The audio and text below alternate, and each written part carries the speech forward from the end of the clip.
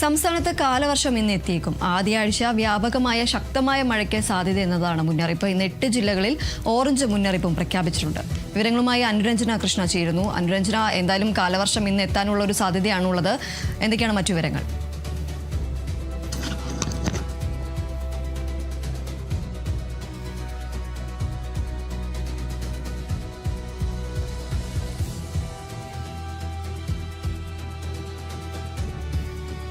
അനുരഞ്ജന ചേർന്നു വിവരങ്ങളുമായി. അനുരഞ്ജന, ഇന്ന് 8 ജില്ലകളിലാണ് ഓറഞ്ച് മുന്നറിയിപ്പ് പ്രഖ്യാപിച്ചിരിക്കുന്നത്. ഇന്ന് തന്നെ ഈ കാലവർഷം എത്താനുള്ള ഒരു സാധ്യതയാണുള്ളത്. നിലവിലെ സാഹചര്യം എങ്ങനെയാണ്? ദീപ്തി, കാലാവർഷ വകുപ്പിന്റെ മുന്നറിയിപ്പ് അനുസരിച്ച് സംസ്ഥാനത്ത് ഇന്ന് കാലവർഷം എത്തും എന്നാണ് അറിയാൻ സാധിച്ചിരിക്കുന്നത്. കാലവർഷം എത്തുന്ന ആദ്യ ആഴ്ച അതിശക്തമായ മഴ പെയ്യും എന്നാണ് മുന്നറിയിപ്പിൽ പറയുന്നത്.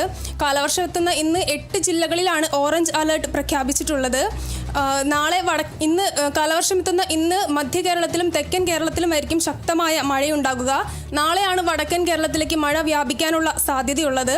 ഇന്ന് 8 ജില്ലകളിലാണ് ഓറഞ്ച് അലേർട്ട് പ്രഖ്യാപിച്ചിട്ടുള്ളത്. തിരുവനന്തപുരം, കൊല്ലം, പത്തനംതിട്ട, ആലപ്പുഴ, കോട്ടയം, ഇടുക്കി, എറണാകുളം, തൃശൂർ ജില്ലകളിലാണ് ഇന്ന് ഓറഞ്ച് അലേർട്ട് പ്രഖ്യാപിച്ചിട്ടുള്ളത്. മറ്റു ജില്ലകളിലെല്ലാം തന്നെ യെല്ലോ അലേർട്ടാണ് പ്രഖ്യാപിച്ചിട്ടുള്ളത്. നാളെ തൃശൂർ, പാലക്കാട്, മലപ്പുറം, കോഴിക്കോട്, വയനാട്, കണ്ണൂർ, കാസർഗോഡ് ജില്ലകളിലാണ് ഓറഞ്ച് അലേർട്ട് ഉള്ളത്. മറ്റു ജില്ലകളിലെല്ലാം തന്നെ യെല്ലോ അലേർട്ടാണ് പ്രഖ്യാപിച്ചിട്ടുള്ളത്. അതിശക്തമായ മഴ പെയ്യാനാണ് കാലവർഷം എത്തുന്ന ആദ്യ ആഴ്ചയിൽ അതിശക്തമായ മഴ പെയ്യാനാണ് സാധ്യത. മഴയ്ക്കൊപ്പം അതിശക്തമായ ഇടിമിന്നലും ഒപ്പം 50 കിലോമീറ്റർ വരെ വേഗതയിൽ കാറ്റിനും സാധ്യതയുള്ളതിനാൽ ജാഗ്രതാ നിർദ്ദേശമൊക്കെ തന്നെ കാലാവസ്ഥാ വകുപ്പ് നൽകുന്നുണ്ട്. ഓറഞ്ച് അലേർട്ട് പ്രഖ്യാപിച്ച സാഹചര്യത്തിൽ സംസ്ഥാനത്തെ ദുരന്ത നിവാരണ അതോറിറ്റി ജാഗ്രതാ നിർദ്ദേശവും ഇറക്കിയിട്ടുണ്ട്.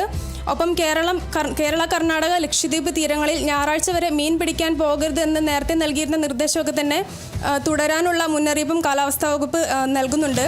കാലവർഷത്തുന്ന ആദ്യ ആഴ്ചകളിൽ അതിശക്തമായ മഴയായിരിക്കും പെയ്യാൻ സാധ്യതയെന്നാണ് കരുതുന്നത്. ആദ്യ ആഴ്ചയ്ക്ക് ശേഷം മഴയുടെ ശക്തി ഒന്ന് കുറഞ്ഞേക്കാം എന്നും കാലാവസ്ഥാ വകുപ്പ് പറയുന്നുണ്ട്. കൂടാതെ എൽനിനോ വർഷമാണ്, അതുകൊണ്ട് തന്നെ ആദ്യ ആഴ്ചയ്ക്ക് ശേഷം മഴയുടെ ശക്തിയൊക്കെ ഒന്ന് കുറഞ്ഞേക്കാം. പക്ഷേ ഈ സാഹചര്യത്തിൽ നമ്മൾ ഓർക്കേണ്ട മറ്റൊരു കാര്യം എന്താണെന്ന് വെച്ചാൽ 2024 ഒരു എൽനിനോ വർഷമായിരുന്നു. പക്ഷേ ആ വർഷം സംസ്ഥാനം കണ്ടത് ഒരു അസാധാരണമായ മഴയും വളരെ ശക്തിയേറിയ ഒരു മഴയുമൊക്കെയായിരുന്നു ആ തവണ സംസ്ഥാനം കണ്ടിട്ടുണ്ടായിരുന്നത്.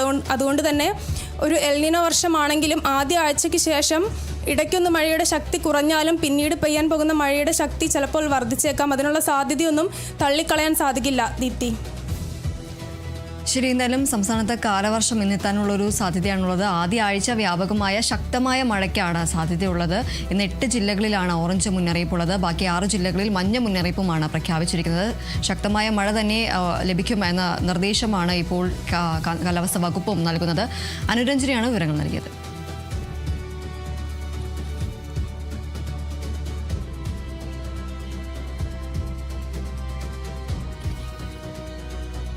പ്രതിപക്ഷ ഉപനേതാവ് പദവിയെ ചൊല്ലി ഇടതുമുന്നണിയിൽ പ്രതിസന്ധി രൂക്ഷമാകുന്നതിനിടെ CPIയുടെ നിർണായക സെക്രട്ടേറിയറ്റ് യോഗം ഇന്ന് ചേരും.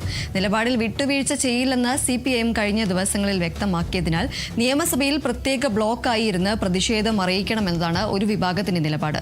മുന്നണി ഐക്യം കൂടി കണക്കിലെടുക്കണമെന്ന ആവശ്യവും ഒരു വിഭാഗത്തിനുണ്ട്.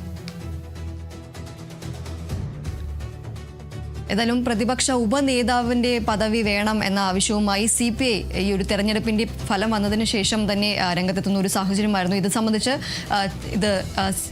നേതൃത്വത്തെ അറിയിക്കുന്ന ഒരു സാഹചര്യം ഉണ്ടായിരുന്നു. എന്നാൽ അതിനുശേഷം ഇന്നലെ ഉഭയകക്ഷി ചർച്ചയും നടന്നിരുന്നു. CPIMന്റെയും സംസ്ഥാന നേതാക്കളടക്കം ഉഭയകക്ഷി ചർച്ചയും നടന്നിരുന്നു. ഈ ചർച്ച പരാജയമാകുന്ന ഒരു സാഹചര്യമാണ് ഉണ്ടായത്. ഇതേ തുടർന്ന് ഈ ഒരു പ്രതിസന്ധി രൂക്ഷമാകുന്നതിനിടയിലാണ് ഇന്ന് CPIയുടെ നിർണായക സെക്രട്ടേറിയറ്റ് യോഗം ചേരുന്നത്. ഈ ഒരു നിലപാടിൽ ഉപനേതൃസ്ഥാനം വേണമെന്ന നിലപാടിൽ വിട്ടുവീഴ്ച ചെയ്യില്ല എന്നതാണ് CPIM കഴിഞ്ഞ ദിവസങ്ങളിലടക്കം വ്യക്തമാക്കിയത്. അതുകൊണ്ട് തന്നെ ഈ നിയമസഭയിൽ പ്രത്യേക ബ്ലോക്കായി ഇരുന്ന് പ്രതിഷേധം അറിയിക്കണം എന്ന നിലപാടാണ് CPIയുടെ ഒരു വിഭാഗം നിലപാട് വ്യക്തമാക്കുന്നത്. മുന്നണി ഐക്യം കൂടി കണക്കിലെടുക്കണമെന്ന ആവശ്യവും ഒരു വിഭാഗത്തിനുണ്ട്.